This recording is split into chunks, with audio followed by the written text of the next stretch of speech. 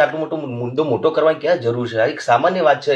ચલો વાત આવી એક હલ દર્શક મિત્રો, જય જવાહર, જય આદિવાસી. તો દોસ્તો, અત્યારે જે ઠાકોર સમાજમાં જે બબાલ ચાલી રહી છે, અર્જુન ઠાકોર જે અને ગબ્બર ઠાકોર જે, એમના વિશે વિક્રમ ઠાકોરનું શું કહેવું છે, તો વિક્રમ ઠાકોરનો તમે લાઈવ વિડીયો જોઈ લો. આટલું મોટો મુદ્દો મોટો કરવાની ક્યાં જરૂર છે? આ એક સામાન્ય વાત છે. ચલો વાત આવી એક ગબ્બર ઠાકોરને કે એ લોકો ત્યાંના છે, એ લોકોએ બંધારણ તોડ્યું, બરાબર?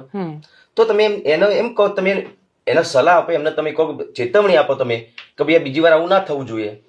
તમે ડાયરેક્ટ જ એ લોકોને સમાજની બહાર મૂકી દો છો, એ ખોટી વસ્તુ છે, એમ કહું છું. પણ એના પછી જે બે સ્ટેટમેન્ટ આવ્યા, એક ગબ્બર ઠાકોર.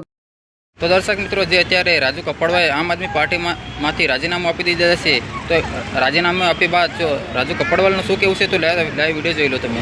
આમ આદમી પાર્ટી સાથે હું 21-22 જોડાયો, પરંતુ 5 વર્ષના સંઘર્ષ પછી છેલ્લે જ્યારે હળદરની ઘટના ઘટી તો મને થયું કે ખરેખર દિવાળીએ ખેડૂતો, નવા વર્ષમાં જે ખેડૂતો જેલમાં હતા, ખેડૂતોની સાથે હું પણ જેલમાં હતો. કડદા પ્રથા નાબૂદ કરાવવાની લડાઈ, ક્યાંક ને ક્યાંક લડાઈમાં સફળતા મળી, પણ દુઃખ એ વાતનું થયું કે જો રાજુ કરપડા કોઈ પાર્ટી સાથે જોડાયેલો ન હોત, જો રાજુ કરપડા બિન રાજકીય રીતે આ લડાઈ લડ્યો હોત, તો કદાચ 307 જેવી કલમ અંતર્ગત ગુનો દાખલ ન થયો હોત.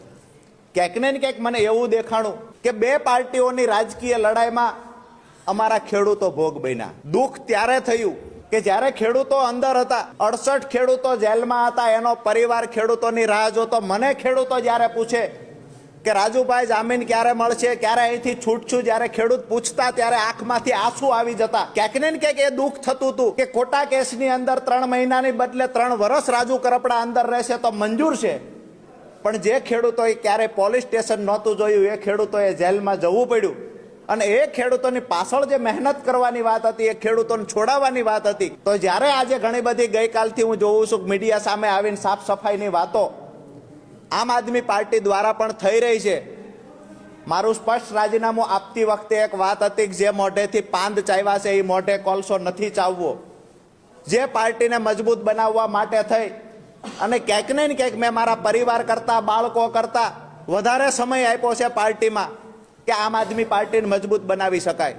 આપ સૌએ અને ગુજરાતની જનતાએ જોયું છે કે વિસાવદરની ચૂંટણીમાં ગોપાલભાઈને જીતાડવા માટે હું પોતે ઉમેદવાર હોય એવી રીતે રાત દિવસ મહેનત કરી અને જીતાડવાના પ્રયત્ન કર્યા. જ્યાં સુધી પાર્ટી સાથે રહ્યો ત્યાં સુધી વફાદારીથી રહી અને પરિવાર કરતા વિશેષ મહત્વ આપીને પાર્ટીને મોટી બનાવવાના પ્રયત્ન થયા. પરંતુ હું જ્યારે જેલમાં ગયો અને જે મને કડવો અનુભવ થયો કે પહેલી મુદત હતી અમારી 27 તારીખે, જે દોસ્તો તર્ક વિતર્ક કરી રહ્યા છે, જે સફાઈની સુફિયાણી વાતો કરી રહ્યા છે, એને ટૂંકમાં કહીશ કે 27/10/2025 ના રોજ પહેલું 12 ખેડૂતોના જામીન મૂકવામાં આવેલા, એનું પહેલું હિયરિંગ હતું 27/10/2025.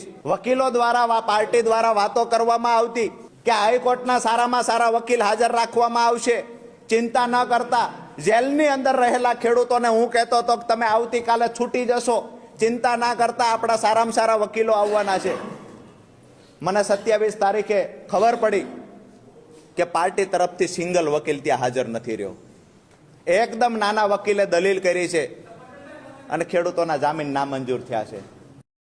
તો દર્શક મિત્રો, આ ભાઈનું કેવું છે કે ભાજપની દબાણથી રાજુ કપડવાએ રાજીનામું આપ્યા છે આમ આદમી પાર્ટીમાંથી. તો આ ભાઈનો તમે લાઈવ વિડીયો જોઈ લો. નમસ્કાર મિત્રો, જય જવાન જય કિસાન. તાજેતરમાં રાજુભાઈ કરપડાના રાજીનામાના સમાચાર સાંભળીને હું વ્યક્તિગત રીતે ખૂબ દુઃખી છું. કારણ કે હળદર મુકામે મેં અને રાજુભાઈ બંનેએ ગુજરાતના ખેડૂતો માટે એક મજબૂત લડાઈ લડી, ગુજરાતના ખેડૂતો માટે એક મજબૂત અવાજ ઉઠાવવાનો અમે બંનેએ પ્રયત્ન કર્યો. અને ત્યારબાદ આ ગુજરાતના ખેડૂતોની લડાઈને તોડી નાખવા માટે, ગુજરાતના ખેડૂતોની આ ક્રાંતિને પૂરી કરી દેવા માટે ગુજરાતની આ ભાજપ સરકારે મને અને રાજુભાઈને અને બીજા અન્ય નિર્દોષ ખેડૂતોને ષડયંત્ર કરી અને 108 દિવસ સુધી અમને જેલમાં ગોંધી રાખ્યા, ખોટી રીતે અમને જેલમાં નાખ્યા. જેલમાં પણ આ ભાજપની સરકારે અમને યાતનાઓ આપવામાં કંઈ બાકી ન રાખ્યું, અમને હેરાન કરવામાં કંઈ બાકી ન રાખ્યા, અમારી ઉપર પ્રેશર બનાવવામાં પણ આ ભાજપની સરકારે કંઈ બાકી ન રાખ્યું. અને એટલા માટે મને શંકા છે કે બીજેપીની આ પ્રેશર ટેકનિકના કારણે ક્યાંક અને ક્યાંક રાજુભાઈએ રાજીનામું આપ્યું હોય એવી મને શંકા છે. પરંતુ હજુ પણ અમારા પાર્ટીના તમામ નેતાઓ અને મારે પણ રાજુભાઈ કરપડા સાથે વાત થઈ નથી. અમે એમની સાથે જ્યારે વાત કરીશું ત્યારે અમને ચોક્કસથી યોગ્ય કારણ જાણવા મળશે અને જ્યારે યોગ્ય કારણ જાણવા મળશે ત્યારે ચોક્કસથી અમે ગુજરાતની જનતા સામે એ યોગ્ય કારણ મૂકીશું. આભાર. પ્રવીણ રામ, પ્રદેશ ફ્રન્ટલ અધ્યક્ષ, આમ આદમી પાર્ટી.